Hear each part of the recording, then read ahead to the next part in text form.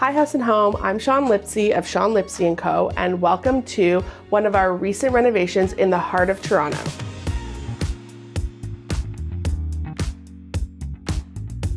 Welcome to this beautiful row house in an amazing area called Yorkville, steps away from the best restaurants, the best shops. These clients were transitioning in their lives from having their kids be with them all the time to now starting their life of one child moving out and possibly the next. So before, where we talk about hidden storage and lots of function, we were almost going in the opposite direction where we weren't so worried about all the little things that needed to find a place. We actually got to have a lot of open spaces, a lot of open shelving, be able to show lots of family photos and sculptures, and the best part of this house is the art. We created this really beautiful feature at the front of the home where we clad all the walls in white oak, and it looks really beautiful. But within those white oak walls, we concealed both a powder room and the front entry closet. So instead of making it look like here's the door to your bathroom or here's the door to your front entry closet, it really became this beautiful architecture that we added some light features on top of to look more like an elevated wall versus here's the function and here's the door to this room or the door to that room. We didn't have enough room to have a formal living room and a formal dining room, but we wanted to make sure that the spaces connected and we were able to entertain from the front to the back of the home. We have a beautiful soft curved sofa with a little coffee table, and that's what connects into the dining space. So whether it's before or after dinner, people can sit there but still be a part of everything going on in the kitchen and the dining space. We played with so much lighting and artwork in this whole space. And so the dining space is anchored by a piece of art and honestly another piece of art in this gorgeous light fixture that wraps down and just sits right over the dining table. You'll see that the kitchen really connects into the dining space. But what's interesting about this house and what we kept about this house is there's a lot of beautiful skylights and areas that connect all the way from the third floor down to the main floor.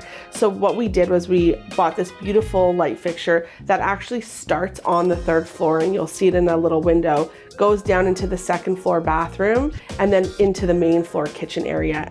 So what's beautiful about the whole skylight is during the day, the light filters through right from the top floor down to the kitchen area. But at nighttime, it's all illuminated by these beautiful sculptured glass fixtures that you're able to see at each level of the home. Thanks for watching. This house tour is brought to you by Tridel. Welcome to Tridel Rowntree's Auberge on the Park, situated at Leslie and Eglinton.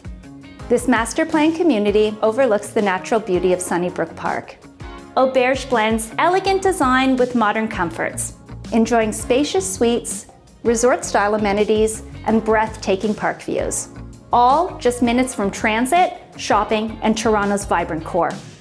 My favorite features at Auberge on the Park are the French architecture, the attention to detail, and the fact that all of our suites are home-sized. All of our model suites feature unique, one-of-a-kind floor plans. Completed with the signature touch of our interior design team, our suites are move-in ready and waiting to be called home. Auberge on the Park, a refined retreat, perfectly connected. This house isn't typical from the rest of the homes that I've done before because you won't see any uppers in this kitchen. Everything is lowers, everything is drawers. We really wanted to make the sight line from the front to the back of the house be as minimal as possible. So while we've added a lot of storage on either side of this kitchen, the main area has these flush mount lights that allows you to see all the way through, but the storage situation stays very much lower.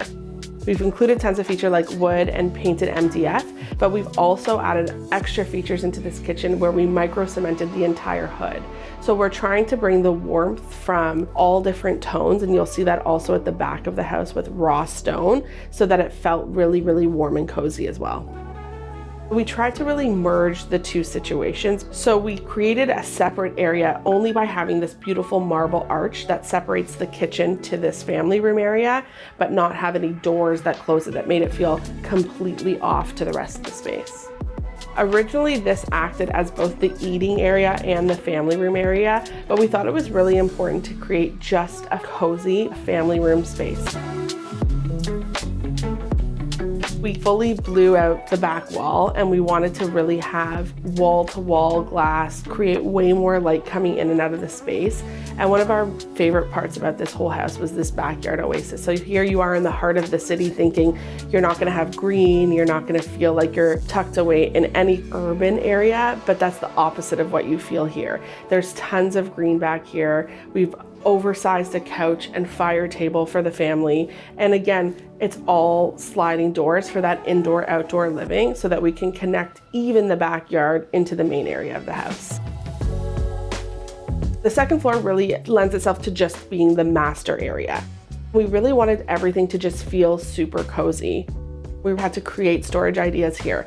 Lots of shoes, lots of clothes. So we oversized a dresser that was custom made in that primary bedroom. And then we have this beautiful arched door that led its way into the closet, which had these two-tone effects. We had painted, we had wallpaper fronts, we had marble shelves, and we wanted to really feel like we could have the open space just like a hotel room could be, whether it be connected to the closet and the bathroom or closed off for the privacy when you're sleeping.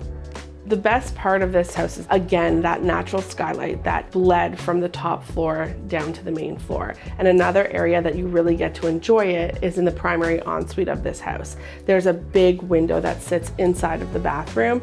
And what we did was we took marble and made a picture frame because it was something so beautiful that they'd be able to enjoy as well. But you get to see the natural light in the bathroom during the day. And again, this light that just glows and acts like a piece of art at night. Now, off this primary area, there is a guest room as well. And we really like that those two rooms connected to each other. So if grandparents came or friends came, still the kids' floor was its own entity. And then the adult area became that second floor. We really tried to create different areas for how the family is functioning today. So they have one child left at home, and on that top floor, we really wanted to give him his own space separate from the parents. So you'll see up there, he has his own bathroom, his own bedroom, and this really cool hangout room where he's there to play video games, to have friends sleep over. We had a really cool integrated sofa and Murphy bed. So yes, it's his hangout lounge, but if he has friends that want to stay over, they have their own space as well. And we also integrated a really cool desk into the space as well. So his whole life can really live up on that top floor by himself, make his mess, and no one can see it. If all the kids move out one day, it becomes a really beautiful guest suite, an extra office area. The light is just so gorgeous. We were saying the skylight's coming in. We have windows up on the wall. So the natural light comes in from every angle on that top floor. In the lower level of this home, we were able to have a really amazing gym that just fits it all with gorgeous fluted glass. And then we did move her work area into the basement where she did custom millwork and made it feel very light and bright so that it was welcoming for her to go down there to do the work that she needed to do, but again, still feel like everything flowed from top to bottom. We never want a basement to feel dark and dungy, uninviting. We want it to feel light and bright and somewhere that inspires. One of the great things about where we put her office was there was her own entrance, so she could come in and out if she wanted to do work without disrupting the rest of the house. And so that's why we tucked it there with its own bathroom, so it became her own work area without interrupting the day-to-day of a family. It's more narrow than the typical home. Obviously the floor plan had to change a little bit, but it had to serve so many different functions. So like we were talking about, creating these zones throughout the home were the most important part, but finding the right spaces and the right areas within those zones is what made it functional for the family.